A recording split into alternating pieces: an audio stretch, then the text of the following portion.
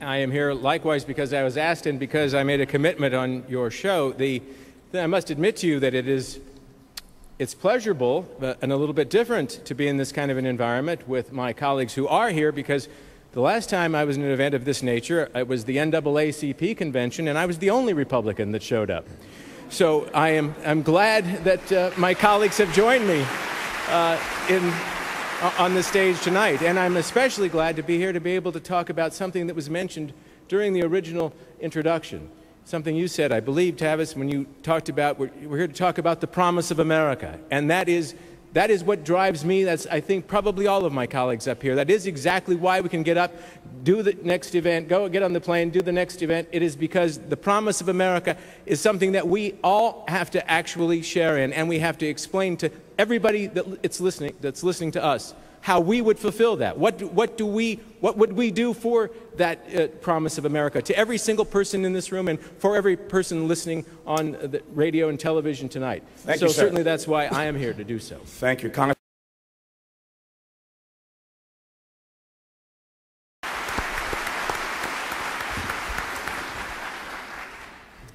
Even though a majority of individuals who have served as president since Abraham Lincoln have been Republican, I believe that most Black Americans who will vote in the year 2008 are not able to name even one Republican president in the 142 years since Lincoln's death who have left a positive and significant legacy for Black Americans.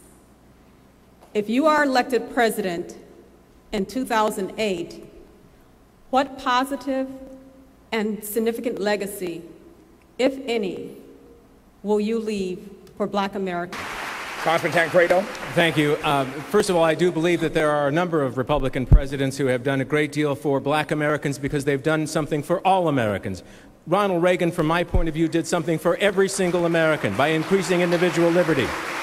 You know, it is, I think, destructive to only talk about the politics of race and suggest that all of the actions taken or all of the specific programs that we identify and talk about tonight should be focused on race. It really does not do a service, I think, to us as Americans. And again, that promise to America. And I'll tell you this, one of the things that I will do as President of the United States to increase the economic opportunities for every American, and especially people in the lower economic rung of the ladder in America, is to reduce the flow of illegal immigration into this country, which depresses wage rates for the lowest income earners in this country.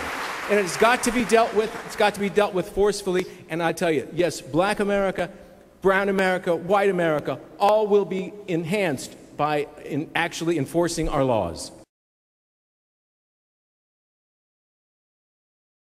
I want to ask about race and unemployment.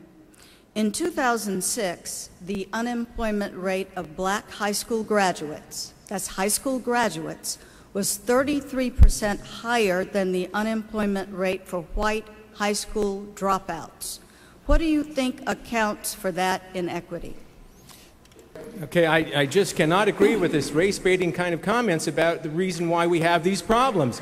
My friends, I'll tell you that I believe with all my heart. Look, why was it that in the 50s and the 40s and actually leading up into the early 60s, the ability for blacks in the United States to improve themselves economically was working? They were moving up the ladder.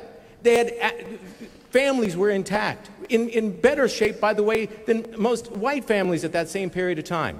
What happened? Two things have happened to, I believe, to devastate the Black community when it comes to economic opportunity. One, the welfare state. It began to pay people to not be in the home. And when that happened, what we saw is a decline in wage rates. And two, of course, is the importation of millions upon millions of low-income workers that depress the wage rates for the lowest income among us. Those two things are responsible, and it's got nothing to do with race.